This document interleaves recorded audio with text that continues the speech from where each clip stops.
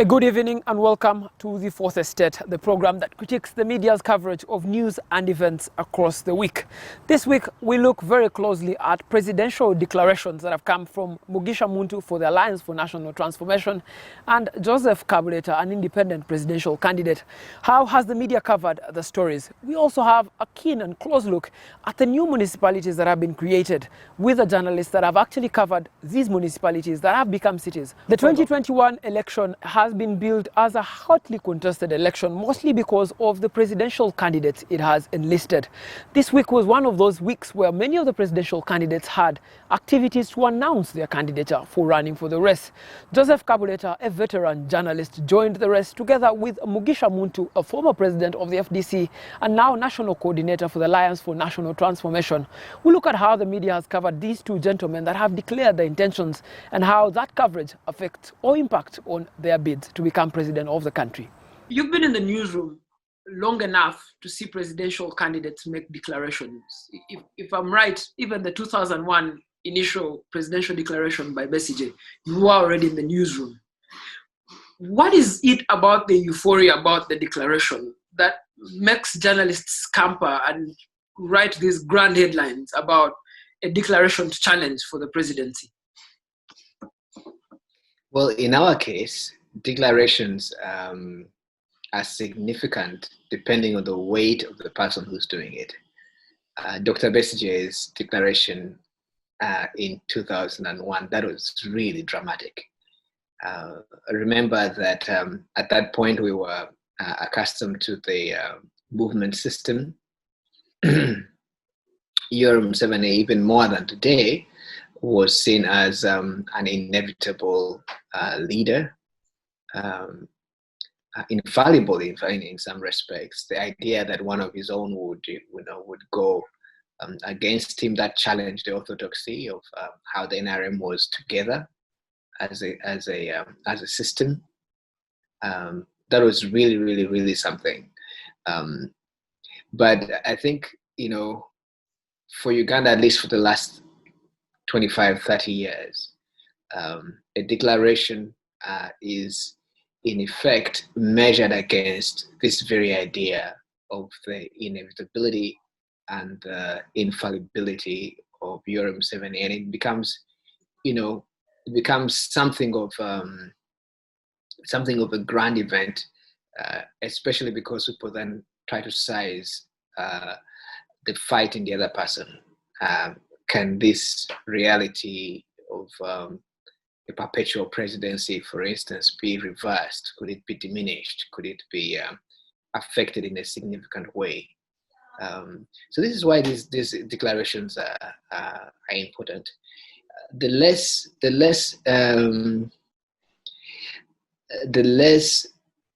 serious the challenger, the more the declaration is just part of the pageantry of covering the election. We saw this week Joseph Kabuleta announce his intentions to run for the presidency. And of course, in a veiled attempt, Mugisha Muntu also announced his intentions to run for the presidency by returning nomination forms.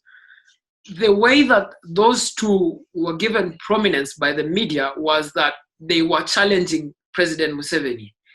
And yet, in effect, also, they wanted to become the executive of the country. What's the most fair take? Is it that they're challenging Museveni, or that we should critique them based on what they present to the public? Well, I mean, elections are won or lost on the emotional content more than anything else. And I think that the media is fair in looking at what these two candidates represent in terms of their emotional weight. So it is not so much, whether the country can be, more technically better administered. Those questions, I think, tend to come thereafter. There is a certain implicit trust that the government of whatever composition will continue to function in a sort of normal way for most people. I mean, they are nightmares, of course, thinking about what would happen in case Yoram Museveni was no longer there as as the incumbent, and people are genuinely concerned about, how the reconfiguration of power will affect, especially the elite, will affect their fortunes. But for most other, I think, ordinary Ugandans, bearing the specter of a return to civil war or something like that, they expect the government to continue. So going back to Dr. Besigye, for instance, if you saw his, the emotional signature of his candidature in 2005 when he returned, in that election that most people thought he most probably did win, there was a huge protest vote from the north, who they were just tired of all the years of the northern Uganda conflict, and the emotional, frustration. You could see it from what Dr. Besigye carried, that there was a sense that there had to be some kind of change. And indeed, in the case of the north, there was almost change immediately after the 2006 election, because the situation in the north completely turned around with the defeat of the LRA, and then swung backwards, in the next election, as a sort of boost for Yoweri Museveni, as some kind of gratitude that the horrors of that past had been left behind. Now, looking at the presidential declarations now, including that of Besigye, which is not yet prominently made, but there's been a headline suggesting that people are asking him to rerun for the presidency. How do you think the media should behave with these presidential aspirants? Well, I think what we need is a much more mature take on the stock of politicians that we have, and the implications they have, not just for public administration, but for managing society. And I think, had I been in the newsroom, well, I'm trying to do some political consulting from time to time around elections to keep plugged in, but there are ways in which one can start to unfurl the major, what do you call it, structural problems in the country, and link them much more emotionally to the candidates and what they promise. So the newsroom, I think, for example, in the case of so there are about 3 frames right now that kind of I imagine as the 2021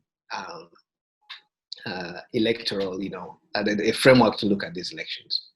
One is represented by obviously Robert Chagulanyi, and aka Bobby Wine, that even the NRM has been struggling to redefine the way he has defined the election as one between the old and the young being represented by him or people who like him, and then the old being represented by Yoweri Museveni and that class of politicians. So there is that youth divide, which is real, which is it's inevitable. If you look at the demographics, people just gesture to it, but it's like, in fact, it's a very real thing, in that young people feel disconnected from politics by the establishment politicians, including Yoweri Museveni and Dr. Besigye. That's one frame. The other frame really is essentially one that has always been there, which is, when will the political career of Yoweri Museveni end and something starts? So people think about this as the transitional frame. And there you have got candidates that are measured against what they could do for political transition, including Besigye, but people like General Muntu, who is seen as the kind of via media for a managed transition. That has always been his thing. I can handle the military, I can do a pact, I'm an ethical actor, an honest broker. So if you bring someone like that in, those who feel that the election is about what happens after Yoweri Museveni, though that constituency is handled.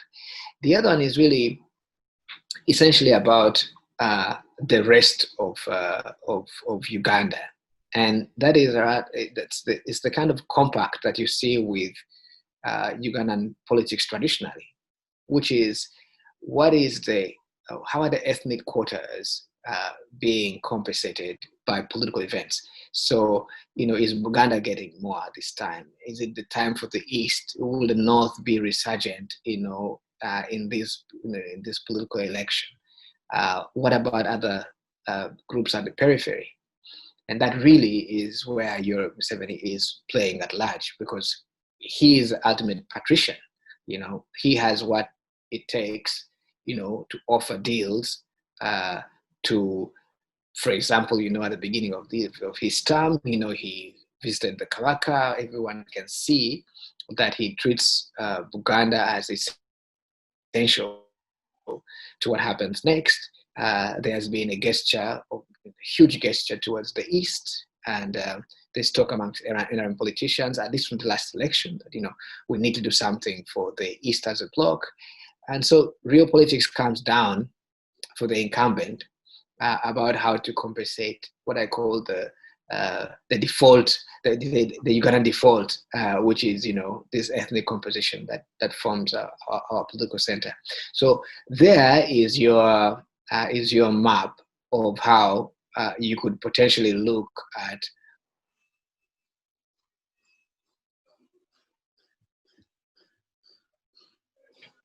group viewed, those of us who are professional journalists, who then will take all of that stuff,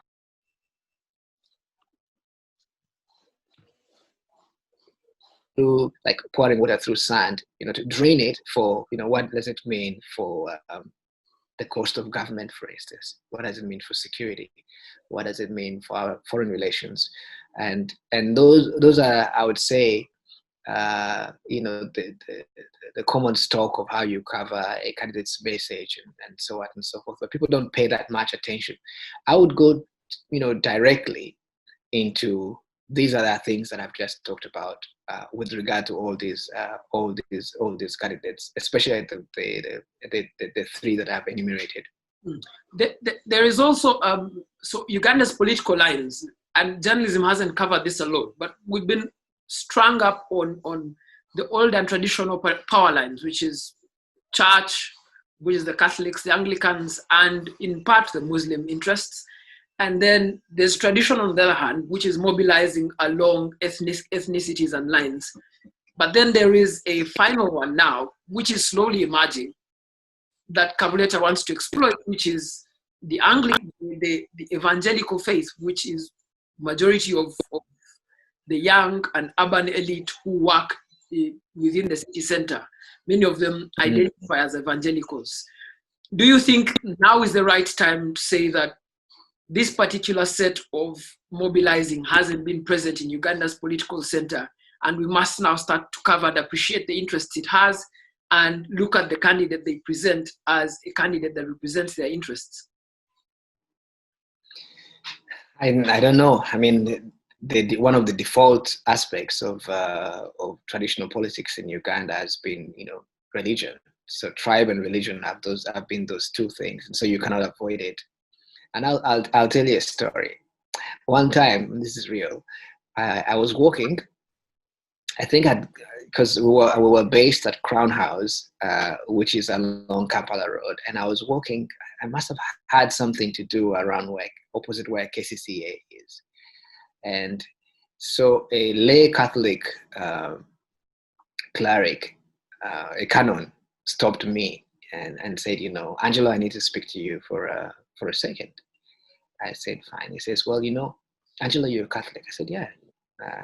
So she actually, she says to me, by the way, do you know that the wife of the president, Janet Museveni, is going to enter politics? I said, no, I wasn't aware. She wasn't in politics at the time. This is like 2003, by the way. Mm. And then the canon tells me that, look, there is going to be an effort to mobilize her and bring her into the political center. And this is something, to be watched. And I said, why? And she says that ultimately, I think because Janet Museveni is the president's wife and because of where she comes from, her real political asset is her evangelical faith. And basically, in a way, that was the way that my understanding at the time is that's how the church began to conceive of the threat of the evangelicals. They always looked to someone to turn this huge wave of the Pentecostal movement into political capital. But Kabuleta is not that person, in my humble opinion. I think that since that time, of course, when the intelligence of the Catholic Church was absolutely spot on, I started paying attention to what the sponsors of Honorable Kataha were doing. You know, Jim Muhezi and the former Attorney General, who was called the Mafia, and Sam Kutesa and others. And you remember that I was in the newsroom when we covered the president's own discomfort about his wife coming into politics, and now she's an established politician by her own right. So these things are real, and people should pay attention to them.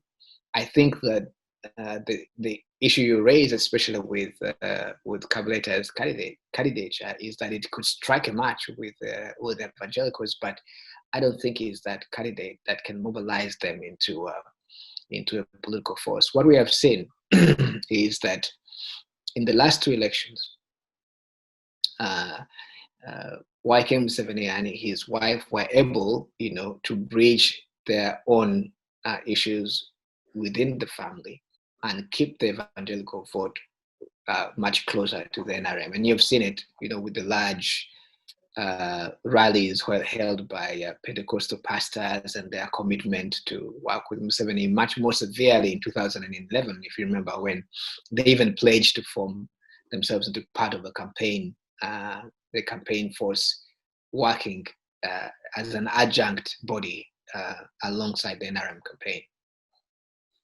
All right. So the other thing I want us to talk about, and finally, when they announced, Joseph Kabuleta announced his presidency ambition, it was matched with this social media influence storm. J. Kabuleta speaks. And unlike the ANT didn't have the kind of infrastructure online to announce the bid, but also the ANT hasn't officially announced their chess for the presidency. Are we going to see online media, but particularly social media, are we going to see play a very huge role in terms of messaging and packaging of candidates? And how is that going to upset the cut for traditional media, or how should the traditional media sort of watch and report on things happening online?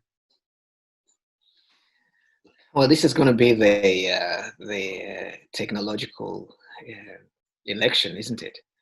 I mean, the reality is, even in the last election, the effect of social media was pretty huge.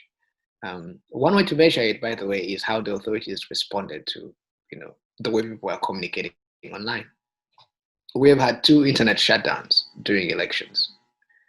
I remember the last election, I was consulting for the Vision Group, and the night before the election, I was telling my colleagues, you better download a VPN, because I had been told that there would be suppression of the internet. So when I came to work that day, I already had been set up for that purpose. And the charter was really essentially about how people had abandoned essentially the way you would mobilize door-to-door retail politics, campaigns by standing, which means you have a group of people, and especially the opposition were doing very, very well in communicating via social media, via WhatsApp, and their campaigns were really on Facebook. So that was significant enough to warrant a shutdown, also to control the narrative about the election results. So that tells you something, that social media is really important. But that's where the stakes are around the result of the election. When it comes to what we are facing now with with the coronavirus setting the stage for digital outreach, and the government embracing it actually as the way to do things. We are setting ourselves up for a major explosion of online media. Myself personally, I had already I was then in the last election trying to experiment for products that were straight to WhatsApp, because even then you could say that WhatsApp was the biggest circulating newspaper out there, that was actually being read by a ton of people. Facebook came second because Facebook was much more public platform. People could see what your likes were, what your dislikes were. WhatsApp is where people let their hair down and say what they feel, and you could sense it because the last candidate who declared on WhatsApp, of course, Right Honorable Among Babas, you saw the impact of that. The long version was almost 5 minutes, and by then it was very widely circulating, very popular. It had gone viral. So the potential has always been there, and I think traditional media hasn't done a stellar job trying to catch up with this reality. When we give talks to clients and to leadership groups about the effect of technology on these kinds of things, what I often say is, look, your strategy is much more critical than the technology that you use, because the technology is always there, but what you do with it, which on our side as professionals we call the kind of content you create for it, is much more important. And I think the time has come now to see how traditional media really does, because they have an advantage as far as creating viable content is concerned, how they take advantage of that space. But what they're competing with, like I said, is the huge stakes that come with an election, the emotional investment of people in it. The fact that the opposition will seek, to find ways to survive within that less controlled sphere. Now with COVID, the fact that the government is most likely going to exploit electronic communication to assert its dominance. So it is going to be the election when this technological reality comes and matures, and then and after that, I don't think we're ever going to go back to to 1987. I think was that first election I observed of as a teenager of local councils, where people just lined up dutifully behind their candidates. That era is gone. Yes. All right, okay. Thank you so much for speaking to us, Angelo. We'll now take a very short break, but when we return, we'll discuss the new cities that have been created and how those will impact on journalism in the... At the start of the week, the Ugandan government declared 7 new cities in the country. These cities have previously been municipalities, and before then, they were merely local councils. There are journalists who have been covering them from their journey of local councils now into cities. We discuss with those journalists what those new cities now will look like and how they will be covered. Now they are greater administration points. Just briefly tell us, just how long have you covered Masaka municipality for as a correspondent? Thank you very much, Raymond. Have covered Masaka municipality for 10 years. 10 years I've been covering Masaka municipality before I left that place and joined another agency. But I've covered the region for 14 years. That is from 2004 to 2018. For the time that you've covered it, what are the kinds of stories that you've been doing about it? About the region? Yes. About Fort Portal City, about Fort Portal municipality? Yes. Yeah, okay. Some of the stories were about the municipal council, stories to do with the infrastructure of the municipality, things to do with issues of accountability. Between that's the councils, the technical staff, and also the political leadership of the municipality. And also the developments that have been coming up from that time to 2018. Before it became a city, what were the kinds of stories that the municipality had, and what was the push from the people? Masaka municipality has been, Masaka actually was declared a municipality in 1968. It is one of the oldest municipalities in Uganda. So basically, it suffered a major war, 1979. You remember that war? The Tanzanian forces against the government of Idi Amin. Masaka suffered huge losses. Most of the structures were destroyed. The town hall near, just opposite Edward Avenue, that town, there was a big town hall. It was bombed down by Tanzanian forces.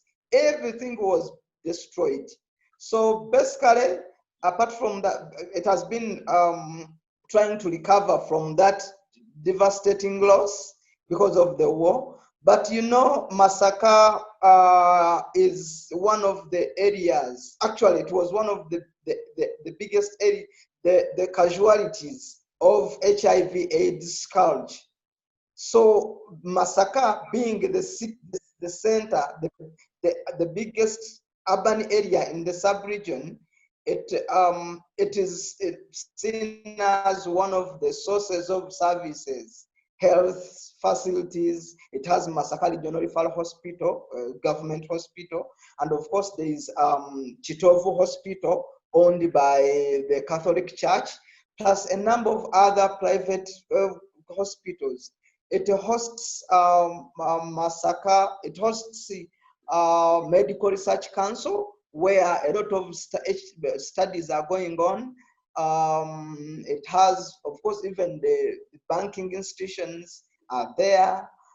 Education, it is, you remember, like I said previously, Masaka has a number of schools, affordable education services. There are a number of schools, and this attracts neighbors from Tanzania, Burundi, Rwanda to come for affordable education in Masaka municipality.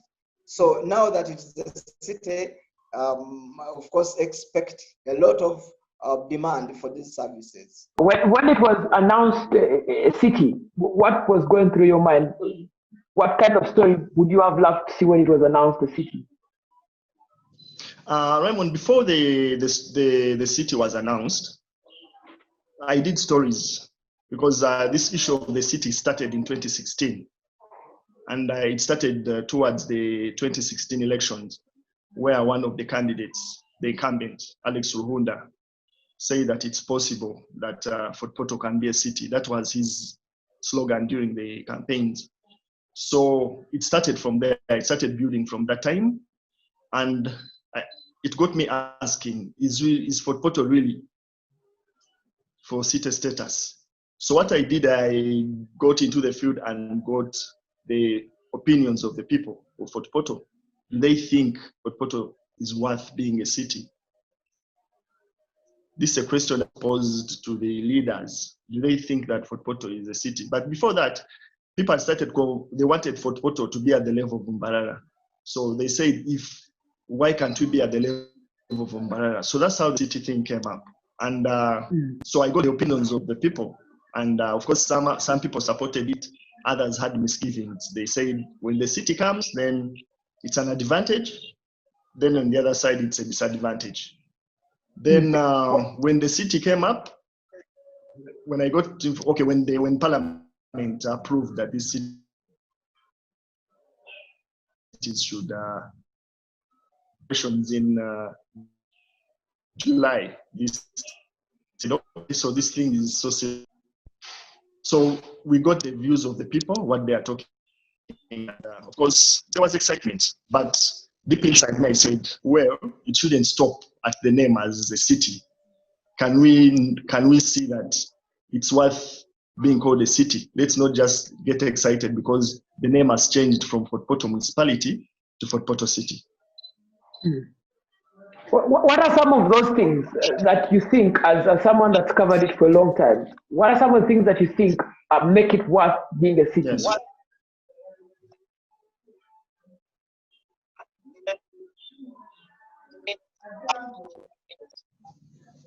Right, pardon? The network may think is poor. Yeah, I was just asking, what are some of the things that you think make it worth being called a city? Well, to me, I think the issue of tourism. Porto is a tourist hub, okay? Because there are more than around 3 national parks, okay? The hotel industry there is booming. But on the other hand, to me, that's what I think can make it a city. And of course, the roads. Because between 2004, when I had started reporting, to around 2010, 11, the roads in the town were not good. If you look at Fort Portal Kamwenge Road, if you look at Fort Portal Bundibujo Road, then Fort Portal Kasese Road.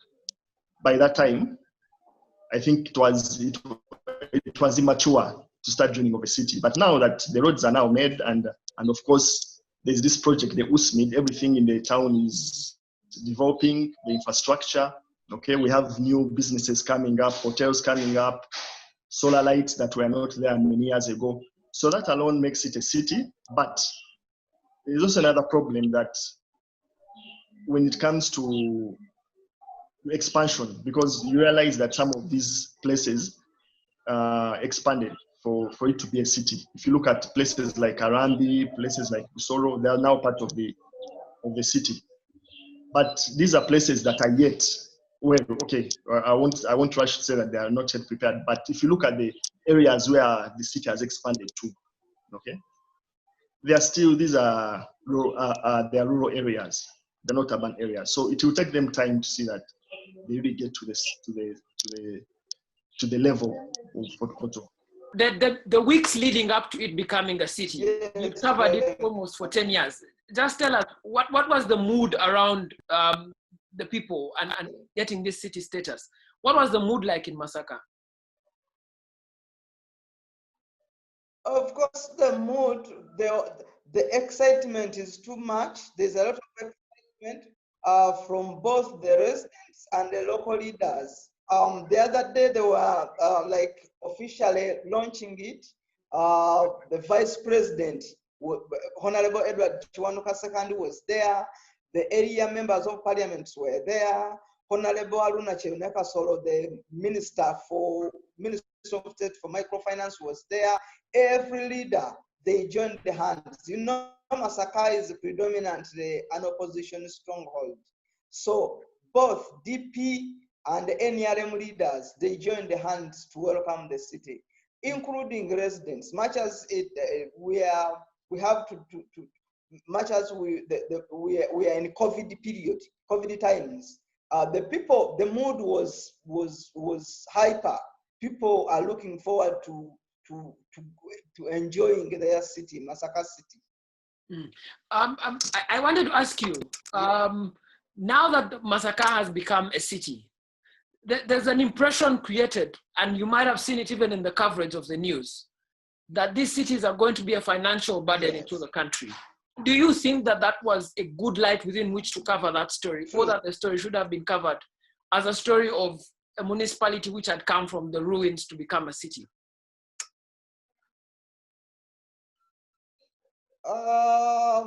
Much, of course, now Uganda is a developing country. You must have that. You must have that at the back of your mind. Even Kampala itself, the capital, it still needs a lot of financial resources to provide the services, the much needed services to Kampala city residents. So the same way, Masaka definitely will need a lot of resources. I was speaking to the mayor of Masaka municipality, Godfrey Kayemba Fayo. The 2020-2021 budget, the municipality is looking at budget estimates of 42 billion shillings. 42 billion shillings. And this is a lot of money, and most of the money is coming from the central government. The local revenue for Masaka municipality is about 4 billion in this financial year. 4 billion, but previously the municipality has been falling short of collecting this local revenue, 4 billion. Because of the gaps, of course. Do they have the capacity to collect the revenue? Can they detect the defaulters? Most of that capacity has to be built. Currently, the municipality doesn't. Of course, now let me tell you this: the municipality has annexed some 2 sub-counties that were outside the municipality. They have been annexed to be part of the city. This is Mukungwe and the Kabonera sub-county. These are like rural sub-counties, and you know what it means. And these are local areas which they don't have a physical. They have to adjust their physical plan to fit into the city and the local sub-counties that have not been having physical plans. So those are big challenges that the city of Masaka faces right now. But I think now that they have the status, they will look for the resources. Yes. Binde, I wanted us to talk also about the way that newsrooms cover these areas, the way that the newsrooms, for example, cover Masaka, the way that the newsrooms cover upcountry. Are you happy with the way the national news covers upcountry stations? Do you think that the model of having bureau chiefs is working? And do you think also that the fact that they don't make it to national headlines, is that a good thing? I'm not happy because first of all, maybe the reporters, they need a bit of more capacity training. You remember Acme was training, they used to have that local government fellowships. I'm one of the beneficiaries. And that capacity from Acme, African Center for Media Excellence, improved my capacity to cover local governments. So, and most of the journalists, the local journalists in these areas, they don't have that capacity. They don't have sources, strong sources to cover. For example, if you want information to do how much money Masaka municipality collects in local revenue, these journalists don't know how to extract that information, and then they try to dig deeper. That lack of capacity to dig deeper is affecting the coverage of some of these upcountry stations. Masaka municipality has a huge potential to. Journalists have a lot at their disposal to cover Masaka city now, but I have not seen a serious story. Of course, most of them have been looking at how they are going to be financial burdens, but they're not giving us the opportunities available for Masaka city. This Masaka city now, for your information, has almost all banking institutions, financial institutions. It has a current center, a new one constructed by built by Bank of Uganda. It is just in the golf course, Masaka golf course. It has educational institutions. There is Mutesa Wangaro University. There is Kampala International University. There is Kampala University. There is Uganda Matters University. All these institutions can be sources of information that the public needs.